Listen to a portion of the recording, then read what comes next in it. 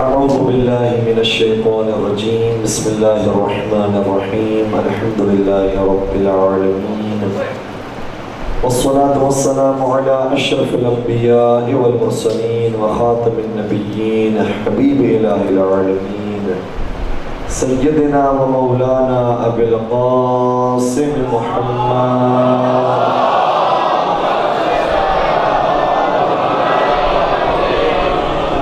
وعلى أهل بيته الطيبين الطاهرين المعصومين المظلومين الذين أذهب الله عنهم الرجس وطهرهم تطهيرا.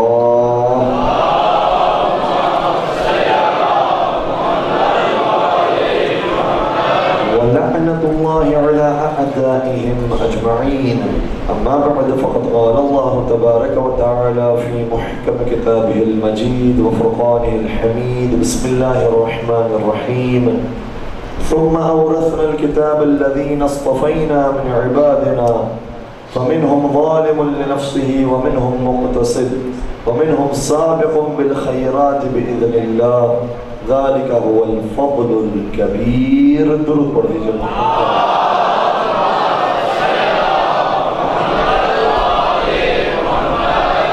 عزیزان گرامی قدر، آج یقیناً آپ مجھ سے زیادہ بہتر مطلع ہوں گے اس خبر سے کہ ہمارے ہمسائے میں بھی ایک انقلاب پیدا ہوا،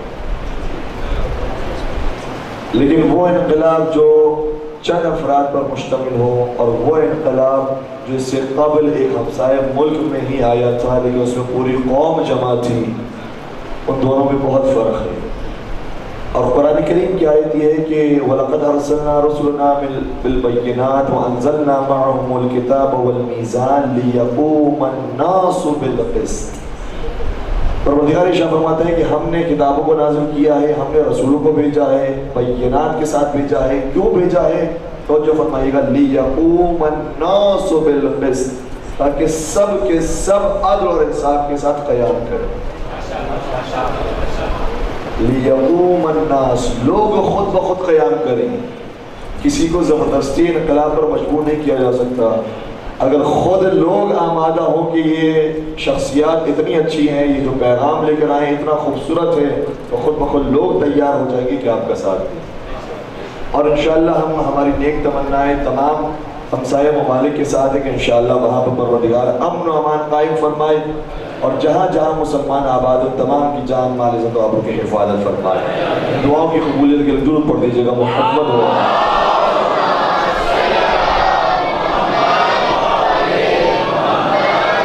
عظمت اہل بیت اور سیرت اہل بیت پر عنوان پر ہماری گفتگو جاری و ساری ہے، اور ہم یہ بیان کرنے کی کوشش کر رہے ہیں کہ افضلیت اہل بیت اس قدر زیادہ اہمیت رکھتی ہے کہ اگر اس کو نہ پہچانا تو یہ نہ پتہ چلے گا کہ ہمیں کس کو فالو کرنا ہے، کس کی سیرت کو لینا ہے. ایک مرتبہ ٹی وی پر ہم موجود تھے آف ایئر، اور پھر بعد میں جا کر آن ایئر بھی جناب بلال قدس صاحب نے سوال کیا کہ کیوں پروردگار نے محبت اہل بیت کیوں واجب قرار دیا ہے، اس محبت سے کیا فائدہ حاصل ہوگا، اگر ان سے محبت کرتے ہیں تو کیا مقصد ہے جو حاصل کرنا پروردگار کے لیے مقصود ہے. تو ہم نے اس سے بہت مختصر سی بات کی کہ دیکھیں جس سے انسان کو محبت ہوتی ہے ویسا بننے کی کوشش کریں.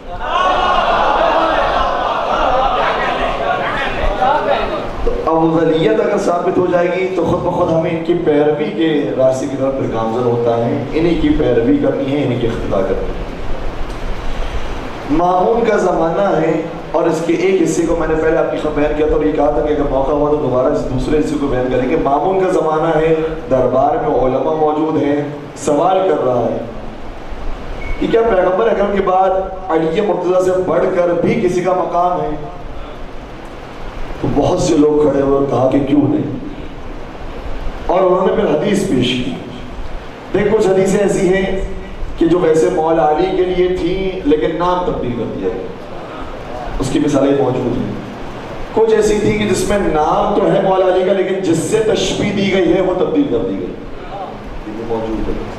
اور کچھ احادیث ایسی تھی جس میں جس سے تشبیہ دی تھی وہ تبدیل نہیں کی ہے، بلکہ کوئی تبدیلی کرنے کے بجائے اس کے اندر کچھ چیزوں کا اضافہ.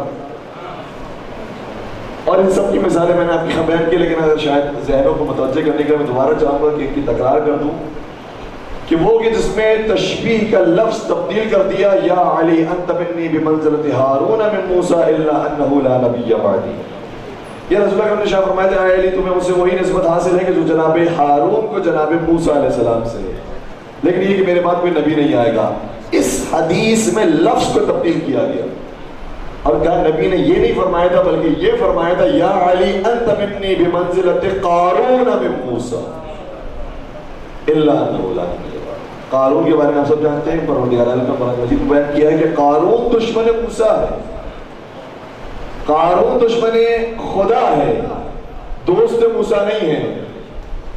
اب مجھے کہنے دیجئے کہ اگر قارون ہی کی طرح آپ نے علی مرتضیٰ کو بنا لیا اور سمجھ لیا تو مجھے کہنے دیجئے کہ وہ لوگ کہ جو مولا کا معنی دوست نہیں لیتے ہیں وہ کم از کم یہ تو ضرور مانگیں گے کہ 1,25,000 کے مجھے فرمایا تھا من کنت مولا فہذا علی مولا، جس کا میں دوست ہوں اس کے علی دوست ہیں.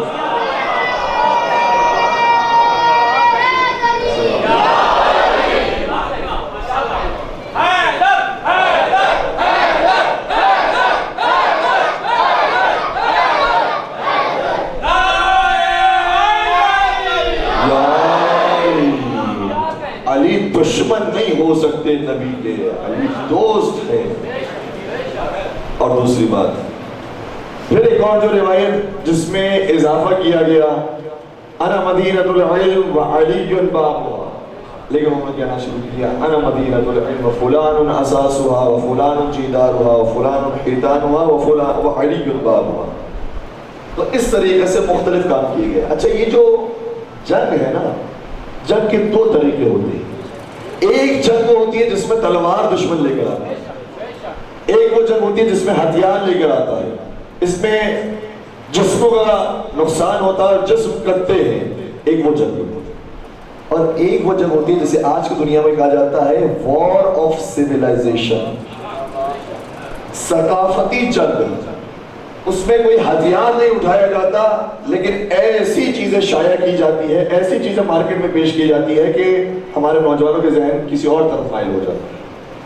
اور آج یہی جنگ زیادہ تر ممالک کے اندر ہو رہی ہے. یہ جو ہتھیار کے ساتھ جنگ ہے وہ تو آپ کو شاید چند ایک جگہوں پر نظر آئے گی، ورنہ پوری دنیا میں جو جنگ جاری ہے وہ وار آف سیویلائزیشن، میڈیا کے ذریعے وار ہو رہی ہے. تو یہ جو وار ہے یہ بہت پہلے سے چلی آ رہی ہے. اس زمانے میں ٹی وی نہیں تھا، اس زمانے میں اخبارات نہیں تھے، لیکن اس زمانے میں لکھنے والے موجود تھے، شعراء موجود تھے، اشعار کہنے والے، لہذا اس طریقے سے جنگ ہوا کرتی تھی. تو یہ وار آف سیویلائزیشن کی میں چند ایک مثالیں پیش کر رہا ہوں، وہ وار کے جو علی مرتضیٰ کے فضائل سے کی گئی. تو یہ دو مثالیں میں آپ کی خدمت بیان کی، اور اب تیسری بات میں کہنے جا رہا ہوں کہ کچھ احادیث ایسی گھڑی گئی ہیں کہ جس کا تعلق فضائل اہل بیت سے نہیں تھا بلکہ ایک نئی اور فریش روایت گھڑی گئی، فریش بات لے کر آئے ہیں مارکیٹ کے اندر. اور یہ والی حدیث وہ ہے جو مامون کے دربار میں ان علماء نے پیش کی.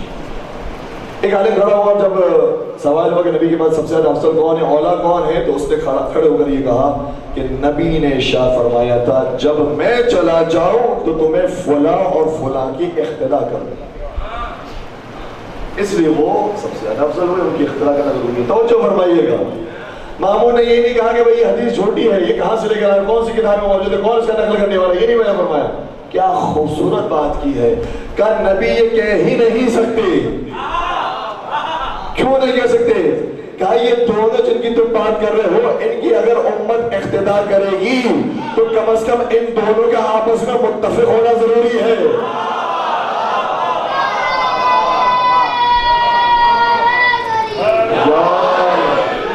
جب ان دونوں کا ہی بہت ساری چیزوں میں اختلاف ہے تو میں اس کی پیروی کروں یا اس کی پیروی کروں. کا سال اسی مثال سے پیش کی کہ پہلا وہ تھا کہ جس نے اپنا جانشین مقرر کیا تھا، اپنا وسیع بنایا تھا، کہا کہ یہ میرا وسیع ہے، لیکن جب دوسرا آیا اسے کہا شورا بنائے گی. تو پہلے کی پیروی کی جائے گی یا دوسرے کی پیروی کی جائے گی؟ پہلا وہ تھا کہ جس نے مرتدین سے جہاد کیا تھا، جو اہل ارتداد سے ان سے لڑائی کی تھی، جو دوسرا آیا اس نے ان سے صلح کر لی. تو پھر پہلے کی بات پر عمل کیا جائے گا یا دوسرے کی بات پر عمل کیا جائے گا؟ کہ پہلا وہ تھا کہ جس کے زمانے میں بہت ساری چیزیں حلال تھی، دوسرے نے آگے حرام کر دی.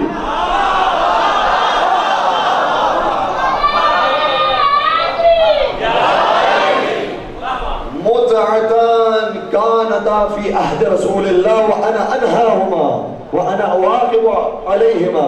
کہنے لگا کہ دو ایسے تمتع ہیں جو رسول اللہ کے زمانے میں تھے، اس سے پہلے والی خلافت کے زمانے میں بھی تھے، لیکن میں اسے اب حرام قرار دیتا ہوں.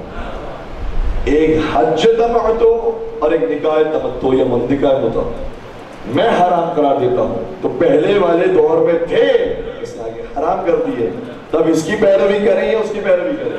تو جن دونوں کی اقتداء کا حکم رسول اللہ نے دیا تھا، پہلے ان دونوں کا ایک مقام پر کھڑے ہونا ضروری ہے.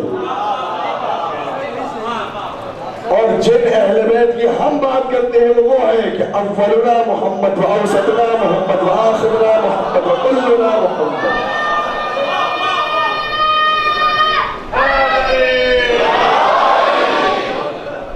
اور یہ صرف ایک مقام پر میرے نبی نے شاہ نہیں فرمایا، ہمارے باقی امانی میں آ کر یہی درس دیا ہے. چھڑے سرکار حضرت امام جعفر صادق علیہ السلام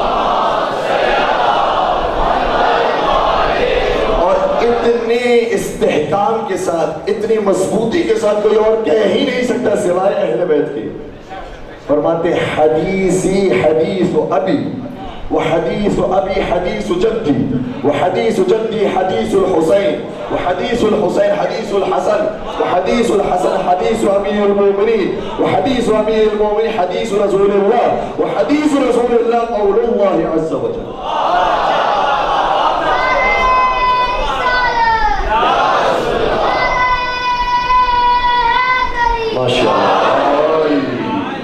اتنے استحکام اور مضبوطی کے ساتھ فرمایا کہ جو میں بات کہہ رہا ہوں یہ صرف میری بات نہیں، میرے والد کی بات ہے. اور جو میرے والد کی حدیث ہے وہ میرے والد کے نہیں، وہ میرے دادا کی حدیث بھی ہے. اور جو میرے دادا کی حدیث ہے وہ میرے دادا کی صرف نہیں، وہ حسین ابن علی کی حدیث بھی ہے. اور جو حسین ابن علی کی حدیث ہے وہی حسن ابن علی کی حدیث بھی ہے. اور جو حسن ابن علی کی حدیث ہے وہی علی مرتضیٰ کی حدیث ہے. اور جو علی مرتضیٰ کی حدیث ہے وہی رسول اللہ خدا کی حدیث ہے. اور رسول خدا جو بات بیان کرتے ہیں وہ اللہ کی جانب سے بیان کرتے ہیں.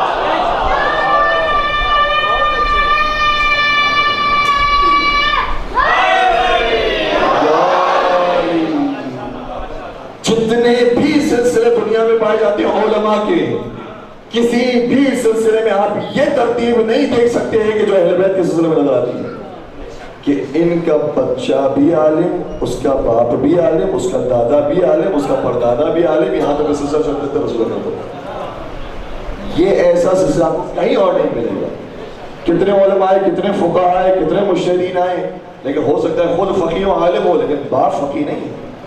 ہو سکتا ہے باپ بھی فقیہ ہو لیکن دادا فقیہ نہیں ہے. ہو سکتا ہے کہ خود باپ دادا سے فقیہ ہو پر دادا فقیہ نہیں ہو. لیکن یہ سلسلہ ایسا ہے کہ جس میں اول بھی محمد، اوسط بھی محمد، آخر بھی. اور اسی بات کو میرے مولا امیر کائنات حضرت علی ابن ابی طالب صلی اللہ علیہ وسلم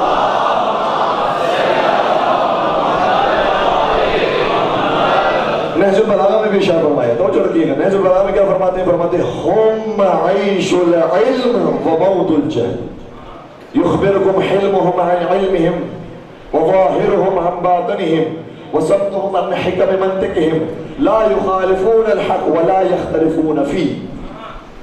فرماتے ہیں اہل بیت کی شان کیا ہے؟ اہل بیت وہ ہیں، توجہ رکھیے گا، اہل بیت وہ ہیں جو علم کے لیے حیات ہے.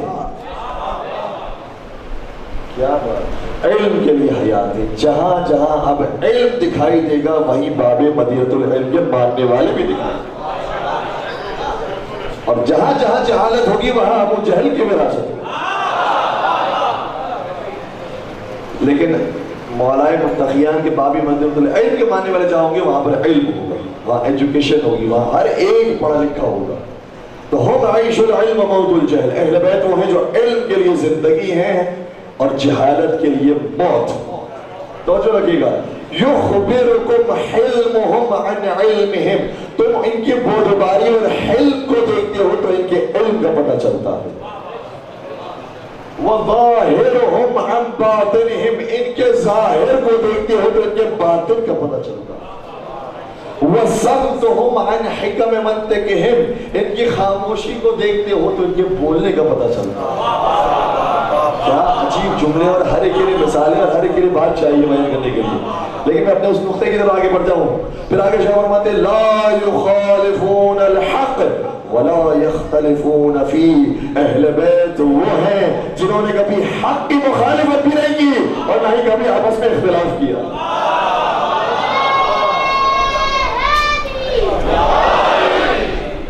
ان کے درمیان کبھی کوئی اختلاف نظر نہیں. اسی لیے نبی اکرم نے فرمایا نا الحسن والحسین سیدہ شباب اہل الجنہ. یہ فرمایا الحسن والحسین امامان قاما او قعدا. اس کا مطلب کیا ہے کہ امام حسن مجتبی اور سرکار سید الشہداء یہ دونوں امام ہیں. کبھی کبھار ہمارے تھوڑا سا جلدی سے ترجمہ کر دیا، چاہے ان میں سے کوئی قیام کرے اور کوئی سلوک کرے. یہ نہیں اس کا ترجمہ. اس کا ترجمہ یہ ہے قاما، لفظی ترجمہ پیش کر رہا ہوں. قاما چاہے یہ دونوں قیام کریں چاہے یہ دونوں سلوک کریں. اس کا مطلب کیا ہے کہ دونوں میں سے ایک سلو نہیں کر رہا، اگر وہ سلو کر رہا ہے تو یہ اس کی سلو بھی ہے. اور ہمیں تاریخ میں نظر بھی آتا ہے کہ صلح امام حسن جاری رہی یہاں تک امام حسن مصطفیٰ علیہ السلام کی شہادت ہو گئی سن 50 ہجری کو. توجہ رکھیے گا، سن 50 ہجری کو شہادت ہو گئی اور پھر جس کے ساتھ صلح کی تھی وہ زندہ رہا یہاں تک کہ سن 60 ہجری کو واصل جہنم ہوا. تو سن 60 ہجری اور سن 50 ہجری کے درمیان کا جو حصہ ہے اس میں جنگ کی ہے حسین نے یا صلح باقی رکھی؟ صلح باقی رکھی ہے، اسی صلح کو جس پر امام حسن مصطفیٰ علیہ السلام نے دسا. تو جو صلح حسن ہے وہی صلح حسین ہے. اور اگر یہ دیکھنا ہو کہ کربلا میں مولا حسین جنگ کر رہے ہیں تو مولا حسن بھی جنگ کر رہے ہیں، اگر یہ دیکھنا ہو تو مولا حسن تو دکھائی نہیں دیں گے ظاہری طور پر، لیکن ہاں حسن کی نشانی قاسم موجود. اور صرف جناب قاسم موجود نہیں، تھوڑا ساتھ دیجئے گا، صرف جناب قاسم موجود نہیں ہے بلکہ جناب قاسم کو جب اجازت نہیں ملی تو انہوں نے بازو بند کھول کر دکھایا، لکھا تھا کہ میں حسن تمہیں حکم دیتا ہوں کہ کربلا میں میرے بھائی حسین پر اپنی جان قربان کر. اس کا مطلب یہ ہوا کہ جو حسین کی جنگ ہے وہ صرف حسین کی ہے، وہ حسن بھی ہوتے تو جنگ کرتے. ان کے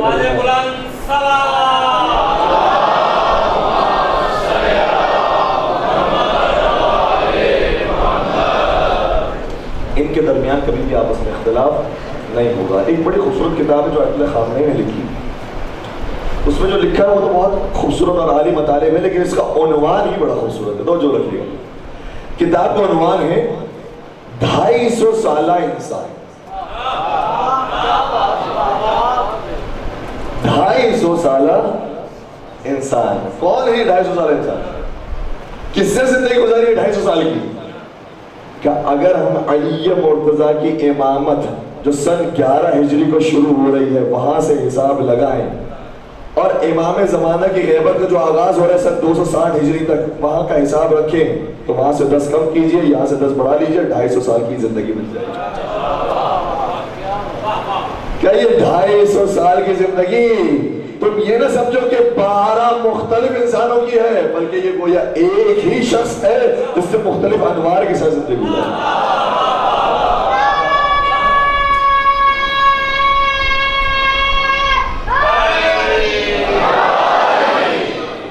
ان کی سیرت میں کبھی کوئی اختلاف نظر نہیں آئے گا. لہٰذا انسان اطمینان کے ساتھ ان کی پیروی کرتا ہے. ان کا پہلا بھی وہی کرتا ہے جو ان کا آخری کرتا ہے. اس طرح سے مامون نے ان کی بات کا جواب دیا کہ بھائی وہ دو ایسے تھے کہ جو آپس میں اختلاف رکھتے تھے، ہم کیا ان کی پیروی کریں؟ تو کوئی اور شخص کھڑا ہو گیا. اس سے کہ نبی اکرم یہ اور حدیث بھی ہے. اب دیکھیے گا یہ تھوڑی سی فوٹو کاپی ہے حدیث کی کہ نبی اکرم سے جب سوال کیا گیا کہ آپ کو کس سے سب سے زیادہ محبت ہے تو نبی اکرم نے شاہ فرمایا مجھے خواتین میں فلاں سے بہت ہے، مجھے ازواج میں فلاں سے بہت ہے. بس میں یہاں تک ہی لے جا سکتا تھا. اور مجھے مردوں میں ان کے والد سے بہت ہے.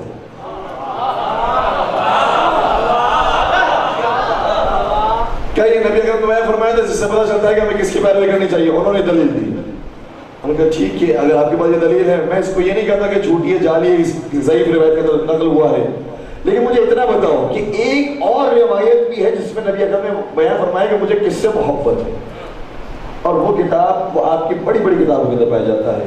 امام بخاری نے تاریخ الکبیر کے اندر لکھا ہے، علامہ طبرانی نے المعجم الکبیر میں لکھا ہے، ابن کثیر نے البدایہ والنہایہ میں لکھا ہے، علامہ نسائی نے خصائص و امیر المؤمنین علی ابن ابی طالب میں لکھا ہے، کئی بڑی بڑی کتابیں، یہ تو اب انہوں نے حوالے پیش نہیں کیے لیکن اتنی مشہور تھی بات، انہوں نے ڈائریکٹ بات کی کہ نبی اکرم کے پاس ایک مرتبہ کھانا آیا اور بہت بہترین کھانا تھا، جس کو آج کے زمان میں ہماری اپنی زبان میں کہہ سکتے ہیں کہ پیغمبر کے پاس بریانی آئی،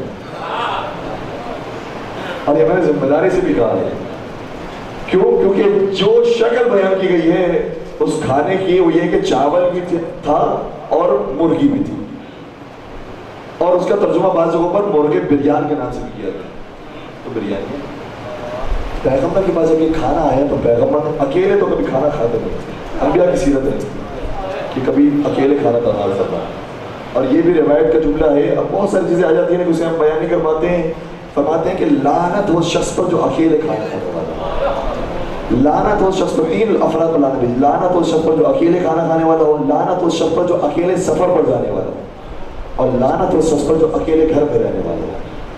یہ ساری چیزیں فساد کے سبب بنتی ہیں، ساری چیزیں ایسی ہیں کہ اس میں شیطان برقرار ہے۔ تو پیغمبر کبھی بھی اکیلے کھانا تنہا میں فرماتے تھے، لیکن اب کس کو اپنے ساتھ شریک کریں یہ سوال ہے۔ تو پیغمبر نے ایک دعا کے لیے اپنے ہاتھوں بلند کیے، فرمایا اللہم ائتنی بأحب خلقک الیک والی یأکل معی ھذا الطیر، پروردگارا اس کو بھیج دے جس سے تو بھی بہت محبت کرتا ہے اور میں بھی بہت محبت کرتا ہوں۔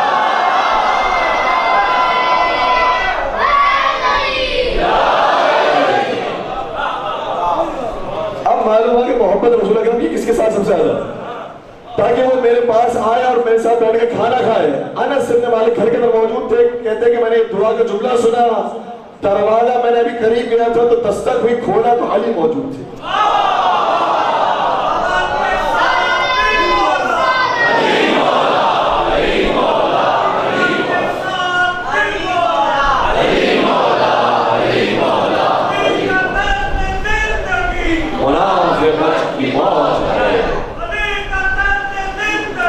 منافقت کی موت ہے، یا علی یا علی یا علی، کیا میں نے دروازہ کھولا تو علی موجود تھے؟ اب کیا کیا کہ جیسے میں نے علی کو دیکھا دروازہ بند کر دیا۔ شرح نہج البلاغہ ابن ابی الحدید معتزلی کتاب، اس میں کی روایت موجود ہے، دیکھا علی کو دروازہ بند کر دیا، نبی اکرم نے پھر دعا فرمایا اللہم ائتنی احب خلقک الیک والی یأکل معی ھذا الطیر، پروردگارا بھیج اس کو جس سے تو بھی بہت محبت کرتا ہے، میں بھی بہت محبت کرتا ہوں، تاکہ وہ میرے ساتھ بیٹھ کر کھانا کھائے۔ پھر دس ہوئی، پھر دروازہ کھولا، پھر علی موت، پھر انس نے دروازہ بند کر دیا۔ جب انس نے دروازہ بند کیا پھر تیسری مرتبہ دعا فرمائی، یہی جملے اللہم ائتنی بأحب خلقک الیک والی یأکل معی ھذا الطیر، بھیج دے اس کو جو تیرا بھی محبوب ہے میرا بھی محبوب ہے، تاکہ اس کے ساتھ بیٹھ کر میں کھانا کھاؤں۔ پھر دستک ہوئی، پھر علی موجود تھے، پھر انس نے دروازہ بند کرنے کی کوشش کی تو علی نے روک لیا، کہنے لگے کہ تم مجھے رسول اللہ سے ملنے کیوں نہیں دیتے ہو؟ تو جواب دیا رسول اللہ انکا مشغول، رسول اللہ کسی کام میں مصروف ہے، آپ بعد میں آئیے گا۔ کون سے کام ہے تو خوب جانتے ہیں کہ بعد میں آئیے گا۔ اب یہ گفتگو ہو رہی تھی کہ رسول اکرم کے گوشت مبارک سے ٹکرائی، اور رسول اکرم نے فرمایا انس جو بھی دروازے پر اسے بھیج دو۔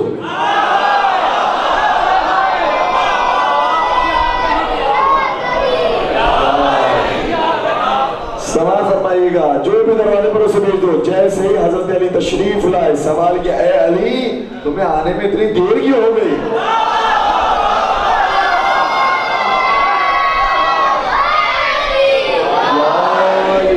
میرے مولا نے، میرے مولا نے کیا فرمایا؟ عرض کرنے لگے کہ یا رسول اللہ میں تو کب سے آپ کی خدمت میں آنا چاہ رہا تھا، لیکن انس مجھے آنے نہیں دے رہے۔ پھر نبی اکرم نے انس سے مخاطب ہو کر پوچھا اے انس تم نے کیوں روکا علی کو؟ جب علی پہلے آ چکے تھے تو انس نے کہا کہ یا رسول اللہ آپ نے دعا اتنی خوبصورت فرمائی تھی کہ اس کو بھیج دے جس سے اللہ بھی بہت محبت کرتا ہے، میں بھی بہت محبت کرتا ہوں. تو میرے دل کے اندر یہ تمنا پیدا ہوئی کہ کاش کوئی میرا قبیلے والا آ جائے، کاش کوئی میرا قوم والا آ جائے. نبی نے ارشاد فرمایا، اور روایت کا آخری جملہ ہے، نبی نے ارشاد فرمایا اے انس اگر تم اب بھی علی کے لیے دروازہ بند کر دیتے تو میں یہ دعا نہیں کرتا کہ پروردگار اس کو بھیجو، تیرا بھی محبوب ہے میرا بھی محبوب ہے، بلکہ میں نام لے کر کہتا پروردگار علی کو بھیج دے تاکہ اس کو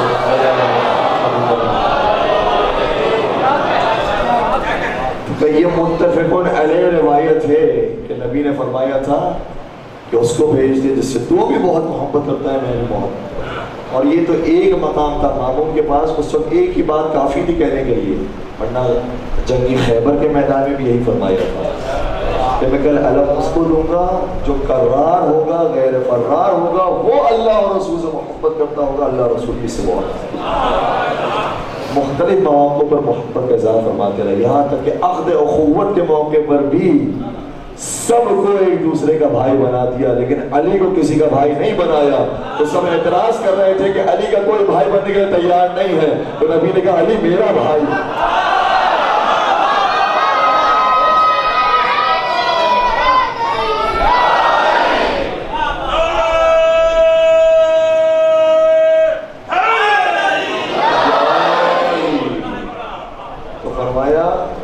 کہ نبی نے اپنے بعد جن کو چھوڑا ہے اس میں سب سے زیادہ محبت نبی کو حضرت علی مرتضیٰ سے.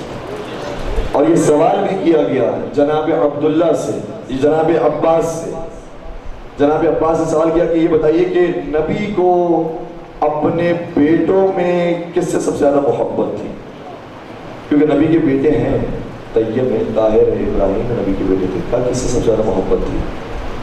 تو جناب عباس جواب دیتے ہیں کہ نبی کو اپنے بیٹوں میں سب سے زیادہ محبت علی سے تھی.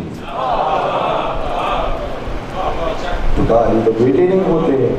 تو پھر عباس نے جواب دیا کہ دنیا کا کوئی باپ اپنے بیٹے سے اتنی محبت نہیں کرتا ہوگا جتنے نبی علی سے محبت کرتا، اور کوئی بیٹا اپنے باپ پہ اتنا فرما بردار نہیں ہوگا جتنا علی نبی کے فرما بردار. یہ آپس میں محبت تھی. اس لیے جس نے تحقیق کی ہے، کتابیں پڑھی ہیں، صحیح طریقے سے ریسرچ کیا، اور میں درخواست کرتا ہوں سبھی کو کتابیں پڑھا کریں، اچھے طریقے سے پڑھا کریں، اور اس سے بہت ساری چیزیں انسان کے لیے واضح ہو جاتی ہیں کہ جو کبھی کبھار غلط فہمی کے سبب بنتی ہے وہ کتاب پڑھنے سے حل ہو جاتی ہے. اس لیے بہت بڑے بڑے بزرگان ایسے ہیں کہ جو پہلے اس طرف تھے لیکن جب ان کا مطالعہ بڑھا تو اس طرف آ گئے، اور کچھ ایسے ہیں کہ جو آئے جب اس طرف تو انہوں نے کھل کر چونکہ اظہار نہیں کیا، اس لیے آج تک علماء کے بارے میں پریشان ہے کہ وہ اس طرف کے تھے یا اس طرف کے. اگر سننا چاہیں تو میں چند علماء کی مثالیں پیش کروں. ایک ہے سبت ابن جوزی. ابن جوزی یہ انہوں نے بہت ساری کتابیں لکھی ہیں اور انہی کے مکتب سے تعلق رکھتے ہیں ابن تیمیہ. ابن جوزی اس طرف کے عالم دین. ابن جوزی کا نواسا ہے سبت ابن جوزی. یہ پہلے تو اپنے باپ کی اپنے نانا کی سیرت پر چلنے والا تھا، اور آہستہ آہستہ پھر دوسرے مشرب پر آنے لگا، اور اس نے پھر کتاب لکھی تذکرۃ الخواص کہ یہ امت میں ہر ایک کا اس کتاب میں تذکرہ نہیں ہے بلکہ جو امت میں خاص لوگ ہیں اس کا ذکر ہے. اور اس کتاب میں حیرت کی بات ہے، اس کتاب میں اس میں 12 اماموں کا ذکر کیا. نام لے کر سبت ابن جوزی نے اپنی اس کتاب میں 12 امام کا ذکر کیا. ایک مرتبہ کسی مجمع میں وہ پھنس گئے اور لوگوں نے سوال کیا بھائی آپ ہیں کس طرف، اس طرف کے اس طرف کے ہیں، آپ کتنوں کو ماننے والے ہیں؟ سنیں گے کیا جواب دیا، جس سے آج تک لوگ پریشان ہیں کہ بالآخر اس طرف کے تھے اس طرف کے. جواب دینے لگے جب ان سے سوال ہوا کہ آپ کتنوں کو مانتے ہیں، تو کہنے لگے میں 4 کو مانتا ہوں، میں 4 کو مانتا ہوں، میں 4 کو مانتا ہوں.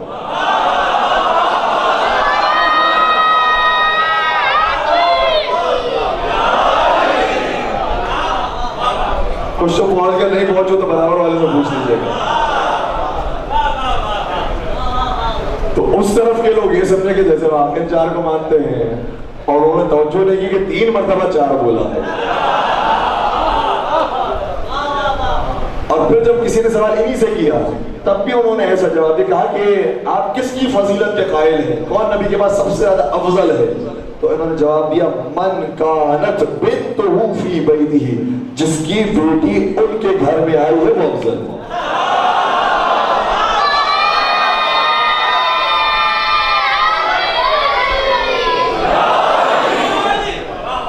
اب وہ سمجھے کہ ان کی بیٹی ان کے گھر میں آئی ہے اور یہ کہنا چاہ رہے ہیں کہ ان کی بیٹی علی کے گھر میں گئی ہے. تو اس طرح سے ان کے بارے میں اب تک علماء فیصلہ نہیں کر سکے بالآخر یہ اس طرف کے تھے اس طرف کے تھے. لیکن چونکہ ریسرچ کی ہے تو پھر بعد میں جا کر انہوں نے کتابیں لکھی. ایک اور عالم اہل سنت اور بہت بڑے عالم دین شیخ سلیمان قندوزی حنفی نقشبندی، اور یہ کوئی معمولی عالم نہیں ہے، صرف مفتی نہیں ہے. ترکی کے اندر، ترکی میں قسطنطنیہ جو بہت بڑا شہر ہے اس کے مفتی اعظم تھے، یا کہنا چاہیے پورے ترکی کے مفتی اعظم تھے اپنے زمانے کے. وہ مطالعہ کرنے کے بعد تبدیل ہوئے اور انہوں نے پھر کتاب لکھی ینابع المودہ کے نام سے. ینابع المودہ کا مطلب مودت کے چشمے. اور اس کتاب میں بھی انہوں نے 12 اماموں کا ذکر کیا ہے. اور ایک مرتبہ ہمارے انٹرنیٹ پر کسی کے ساتھ گفتگو ہو رہی تھی، بحث ہو رہی تھی، سمجھ لیجیے مناظرہ ہو رہا تھا. تو ہم نے ان سے کہا کہ بھائی آپ کی بڑی بڑی کتابوں کے اندر موجود ہے، بخاری کے اندر موجود ہے، مسلم کے اندر موجود ہے کہ پیغمبر نے شاہ فرمایا تھا کہ 12 امیر ہوں گے، یکونوا 12 امیر، 12 امیر ہوں گے. کئی فرمایا 12 خلیفہ ہوں گے، کئی فرمایا 12 رجل ہوں گے. تو ہے تو 12 ہی. اب یہ تلاش کیجئے کہ وہ 12 آپ والے ہیں یا ہمارے والے ہیں. اگر آپ ہمارے والوں کو نہیں مانتے تو اپنے والے بیان کیجئے. اور اگر آپ ترتیب سے آئیں گے کہ پیغمبر کے بعد 12 کون سے تھے تو اس میں پھر یزید کا نام بھی شامل کرنا پڑے گا. تو کیا وہ جانشین رسول بن سکتا ہے جو نواز رسول کا قاتل ہو؟ اس لیے سارے مسائل ہیں. تو 12 کا عدد تو موجود ہے بڑی بڑی کتابوں کے اندر، لیکن نام موجود نہیں ہے. تو جن سے ہماری گفتگو ہو رہی تھی انہوں نے کہا کہ یہ کس نے کہا کہ وہ آپ کے 12 ہیں؟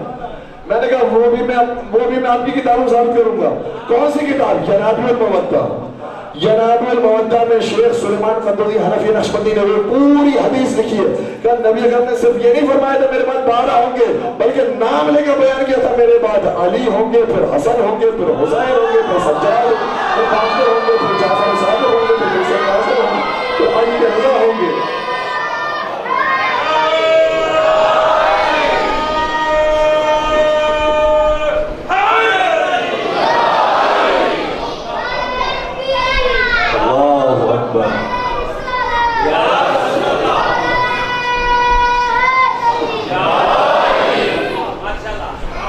باقاعدہ سلامت رہا یا علی، تو باقاعدہ نام لے کر نبی اکرم تعارف کروایا تھا. ایسے تھوڑی کوئی انسان چھوڑ سکتا ہے کہ صرف 12 کہہ دیں اور پھر چھوڑ دیں، عقل میں آنے والی بات نہیں ہے. تو 12 کے نام بھی پیغمبر اکرم نے ذکر کیے تھے جو اس کتاب میں بھی موجود ہیں. اسی طرح سے بہت سارے ایسے افراد ہیں کہ جن کے بارے میں پتہ نہیں کہ وہ اس طرف ہیں یا اس طرف ہیں. لیکن میں بس ایک کتاب کا اور حوالہ پیش کروں گا اور اس کی ویب سائٹ بھی بتا رہا ہوں. اس کتاب کا انشاءاللہ ہر نوجوان مطالعہ کرنا چاہے مطالعہ فرمائیے گا. اس کتاب کا نام ہے، اردو زبان میں اس کا ترجمہ ہوا، اس کا نام ہے فریب. اور انہوں نے اپنی پوری داستان لکھی ہے کہ کتنا فریب میں رہے. لکھنے والے ہیں صالح الوردانی. صالح الوردانی، کتاب کا نام ہے فریب، اردو زبان میں موجود ہے. اور جس ویب سائٹ پر آپ تلاش کرنا چاہیں اس ویب سائٹ کا ایڈریس میں آپ کو دینے جا رہا ہوں، زیارات.net. زیارات.net ZIYARAAT.net. اس ویب سائٹ پر بہت ساری اردو زبان بہت ساری انگلش زبان میں اور کچھ عربی اور فارسی زبان کی کتابیں موجود ہیں، لہٰذا اس ویب سائٹ سے ہمارے نوجوان فائدہ اٹھا سکتے ہیں۔ اس ویب سائٹ پر بھی کتاب موجود ہے اور کتاب میں باتیں بہت ساری ہیں کہ کیا پورا ان کا سفر رہا ہے، کہاں سے شروع کیا، پھر کتنا مطالعہ کیا، کس کس سے بحث ہوئی، کس سے گفتگو ہوئی اور پھر کیسے وہ رائے حق کی طرف آئے۔ لیکن جس حدیث سے انہیں مجبور کیا مطالعہ کرنے پر، وہ پہلی حدیث کیا تھی؟ کہتے ایک مقام پر میں اپنی کتابوں کو پڑھ رہا تھا کہ ایک مقام پر میں نے یہ حدیث دیکھی اور تعجب ہوا کہ اس کے راوی کوئی اور نہیں، خلیفہ اول تھے، کہ انہوں نے پیغمبر اکرم سے نقل فرمایا کہ پیغمبر نے ارشاد فرمایا لا یجوز احد الصراط الا من كتب له علی الجواز، وہ شخص پورے صراط سے گزر ہی نہیں سکتا جس کے پاس علی کا دیا ہوا پروانہ موجود ہے۔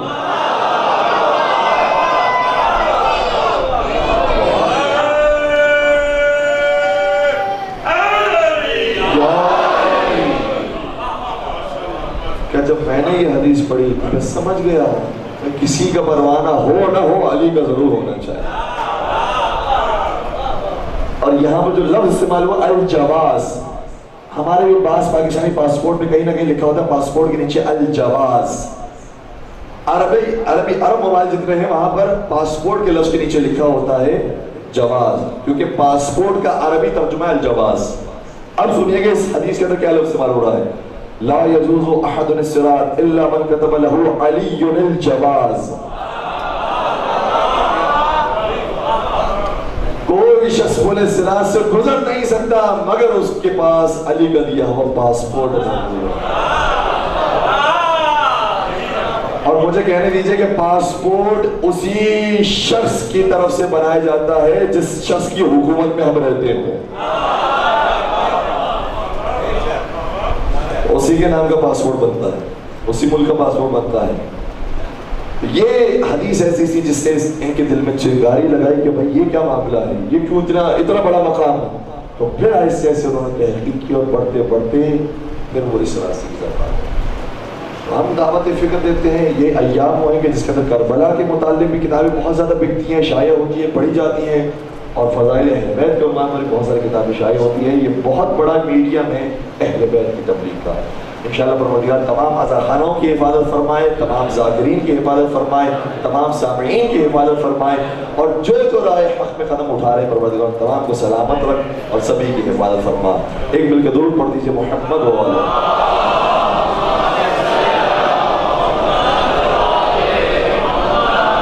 عزیزو، یہاں دامن وقت میں گنجائش میرے لیے ختم ہوئی کیونکہ اس کے بعد ایک اور مجلس کی طرف روانہ ہونا ہے، اور یہاں کا دستور یہ ہے کہ آج اس ہستی کا ذکر کیا جاتا ہے کہ جس نے یہی سوال کیا تھا کہ چچا جان یہ بتائیے کل کے شہداء میں میرا نام شامل ہے؟ یہ کیسے بچے ہیں جو یہ سوال نہیں کرتے کہ کیا کل میری جان بچ جائے گی، یہ سوال کرتے ہیں کل کیا میں بھی جان دینے کے قابل ہوں گا۔ بچے بڑے عجیب، 13-14 سن ان کا بیان کیا گیا ہے، اور یہ کوئی اور نہیں، یہ حسن مشتبہ کی یتیم قاسم ابن حسن۔ شب عاشور جب آئی ہے بہت سارے واقعات پیش آئے ہیں، ان میں سے ایک واقعہ یہ بھی ہے کہ میرے مولا مقتل کی طرف کچھ قدم آگے بڑھاتے ہیں، میدان کی طرف کچھ قدم آگے بڑھاتے ہیں، اور راوی کہتا ہے میں نے کیا دیکھا کہ حسین ابن علی جتنی جھاڑیاں ہیں، جتنی کانٹے ہیں ان کو جمع کرتے ہیں اور ایک چالے میں پھینکتے ہیں۔ نہیں معلوم یہ کام کیوں کیا، لیکن شاید اسی لیے کیا ہوگا کہ اگر کوئی میرا عزیز زمین پر گرے تو پھر خار موجود نہ ہو کہ جو ان کے بدن میں لگ جائے۔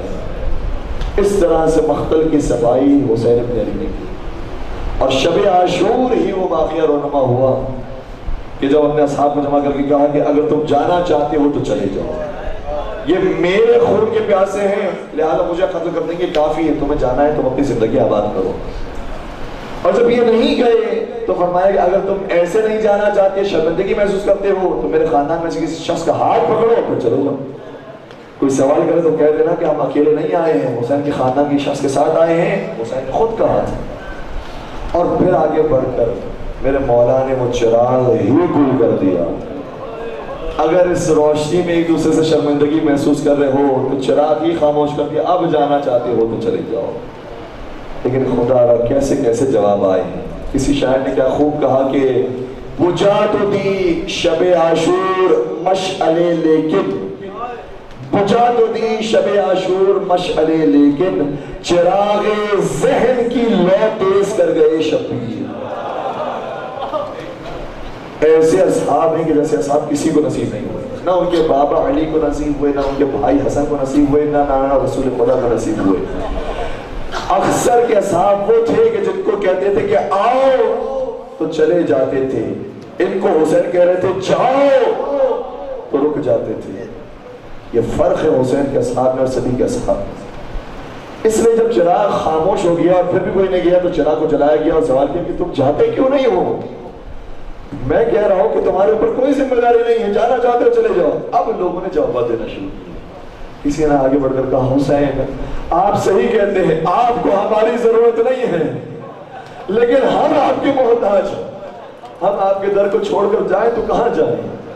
کسی نے آگے بڑھ کر کہا اے حسین آپ ایک زندگی کی ہمیں امان دیتے ہیں، اگر خدا نے 70 زندگیاں بھی دی ہوتی تو 70 کی 70 آپ پر وار دیتے. اور ارباب مقاتلی کہتے ہیں کہ حبیب ابن مزار کھڑے ہوئے، انہوں نے کہا کہ اے حسین تم تو میرے دوست ہو نا، اس لیے میں تمہیں چھوڑ کر جا نہیں سکتا، کیونکہ اگر تمہیں چھوڑ کر چلا گیا نا تو کل قیامت کے تمہاری والدہ مجھ سے سوال کر لے گی حبیب تیری تو بڑی دوستی تھی حسین سے، یہ دوستی کا حق ادا کیا تھا تو نے کہ حسین کو چھوڑ کر چلا گیا. میں آپ کی والدہ کو کیا جواب دوں گا، اس لیے میں بھی آپ کو چھوڑ کر نہیں جا سکتا. یہ شب عاشور اصحاب کے جذبے تھے. جب اصحاب کے جذبوں کو جناب قاسم نے سنا تو ایک مرتبہ سوال کیا چچا جان یہ بتائیے کل کے شہداء میں میرا نام بھی شامل ہے. میرے مولانا نے جواب نہیں دیا کہ کل کے شہداء میں نام شامل نہیں ہے، ایک سوال کر لیا. فرمایا یا بنیا کیف الموت عندک، بیٹا پہلے یہ تو بتا تجھے موت کیسی لگتی ہے. کوئی بتا سکتا ہے موت کیسی ہے؟ جس نے بھی موت کے بارے میں بتایا یہی بتایا بڑی تلخ ہوتی ہے، بڑی سخت ہوتی ہے، بڑی کڑوی ہوتی ہے. لیکن آج قاسم کی زبان سے سنیے فرمانے لگے امی فیکا احلی من العسل، چچا جان جو موت آپ کے راستے میں آ جائے وہ موت تو شہد سے زیادہ شیریں ہوتی ہے. اجرکم علی اللہ. ایسے ماتم کیجئے گا کہ حسن مجتبیٰ بھی راضی ہو جائے. حسن مجتبیٰ کو دعا دے کہ ویسے ہی ماتم کرتے ہیں کہ جیسے علی اکبر کا ماتم کیا. ایسے زداروں جو میرے مولا نے فرمایا تھا نا شناب قاسم نے کہ مجھے شہد سے زیادہ شیریں لگتی ہے، اس جملے کا حق بھی ادا کیا. جب روز عاشور آئی تو موت ہر ایک پر آئی ہے، لیکن جیسی موت قاسم پر آئی ویسی کسی پر نہ آئی. ایک ایک ٹکڑے پر موت آئی ہے جناب قاسم کو. عزاداروں صبح عاشور آئی، اصحاب گئے، انصار گئے، قربان ہو گئے، یہاں تک کہ جوانان بنی ہاشم کی باری آئی. اللہ اکبر. اتنا سخت مرحلہ حسین ابن علی کے لیے، سارا بھرا گھر قربان ہوتا جا رہا ہے. یہاں تک کہ جب جناب قاسم کی باری آئے اپنے مولا کی خدمت میں کہا چچا جان مجھے جانے کی اجازت دیجیے. امام حسین نے فرمایا کہ میں کس دل سے جانے کی اجازت دوں، تو میرے بھائی حسن کی نشانی ہے، میں تجھے جانے کی اجازت نہیں دے سکتا. آ گئے خیمے میں اور بیٹھ گئے اور رونے لگے اور کہنے لگے کہ آج لگتا ہے قاسم تیری حسرت پوری نہیں ہو سکے گی. ابھی اسی مزاج کے اندر تھے کہ ایک مرتبہ ذہن میں آیا کہ جب بابا کا وقت آخر تھا تو مجھے ایک بازو بند دیا تھا، ایک تعویذ دیا تھا اور یہ فرمایا تھا بیٹا قاسم ایک وقت آئے گا جو تیرے لیے بڑا سخت ہوگا اور تجھے سمجھ میں نہیں آئے گا کہ اس وقت میں کرنا کیا ہے. یہ تعویذ کھولنا اس وقت اس میں اس کا جواب موجود ہوگا. بس اس سے زیادہ سخت وقت اور کون سا ہو سکتا ہے؟ تعویذ کھولا. تعویذ کھولا تو لکھا تھا بیٹا حسن ابن علی تجھے کہہ رہا ہے کہ تو کربلا میں ہوگا. یہ روایت ہے کہ میں آپ کی خبر کروں لفظ کربلا کو امام حسن نے اس خط میں انجام دیا اور ادا کیا کہ کربلا میں تو ہوگا، تیرا چچا فوجی اشکیا میں کھیلا ہوا ہوگا. بیٹا اپنی جان اپنے چچا پر قربان کرنے میں تیرے نہ کرنا، کیونکہ اگر تو نے دیر کی تو تو سعادت ابدیہ سے محروم ہو جائے گا. गोया इमाम हसन की निगाह कयामत तक के लिए है। जो जो करबला के शहीदों में शामिल है वो सआदत अबदिया को हासिल कर लेगा, जो शामिल नहीं हो सका वो सआदत अबदिया हासिल नहीं कर सकेगा। बेटा कासिम अपनी जान को कुर्बान कर देना, बस इमाम हसन मुश्तबा की ये निशानी। खुशी खुशी खत लेकर अपने चचा की खिदमत में आए, कहा चचा जान, तो ये कह रहे थे चचा जान आपके इमाम का हुक्म आ गया, अब कैसे रोकिएगा, अब मुझे जाने की इजाजत दीजिए। अल्लाह बस कासिम को इजाजत मिली। 13-14 साल के जवान हैं, जो औलाद वाले महसूस करेंगे, जिनके घर पर 10 साल का कोई बच्चा हो, 12 साल का कोई बच्चा हो, 14 साल का बच्चा हो, जरा तस्वीर तो फरमाइएगा उसकी कदर कामत क्या होती है, उसकी जिस्मानियत क्या होती है। इसी वजह से जब शहजादे कासिम मक्तल की तरफ चले थे तो हर एक ने ज़रा पहनी थी, जनाब कासिम पर कोई ज़रा नहीं आती थी। सब तलवार लेकर चले और बेहतरीन जिहाद किया, बड़े बड़े पहलवानों को तहते किया, यहाँ तक एक पहलवान के तीर में गया, सबको वासिल जहन्नम किया। उसके बाद आया उसको भी वासिल जहन्नम किया, क्योंकि बच्चों का गम अगर बाप देखे तो बर्दाश्त नहीं करता। जब दुश्मन की ये हालत है तो हुसैन इब्न अली की क्या हालत होगी। मतलब सबने मिलकर शेर खुदा के शेर पर हमला किया। जनाब कासिम लड़ते लड़ते मतलब जमीन करबला पर आने लगे, फरमाया चचा जान मेरी मदद को आइए। हजरत कासिम के लाशे पर इमाम हुसैन ऐसे दौड़े हैं, तो फरमाइएगा, ऐसे दौड़े हैं जैसे अपने अली अकबर के लिए भी नहीं दौड़ते। इतनी तेज रफ्तारी से जनाब कासिम के लाशे पर पहुंच कि फौज किया सकती कि जैसे हमला होने वाला है, लिहाजा दाएं तरफ की फौजें बाएं तरफ भागने लगी, बाएं तरफ की फौजें दाएं तरफ भागने लगी। एक मतलब जनाब कासिम की आवाज बोले तो चचा जान जरा जल्दी हजरत कासिम की लाश पर पहुंचे और फरमाया भतीजे तेरे चचा के लिए बड़ा सख्त है कि तुम मदद के लिए पुकारे और चचा बहुत देर से मदद को आए। बजलादार लाश कासिम को जमा किया, एक गठरी में बंद किया, अरबाब मिंबर ये कहते हुए गठरी खैमे में लाकर रखी। फरमाया ज़ैनब मैं कासिम की लाश लाया हूँ। शहजादी ने अर्ज किया कि भैया वो लाश कहाँ है जो आप लेकर आए। ये कासिम के टुकड़े,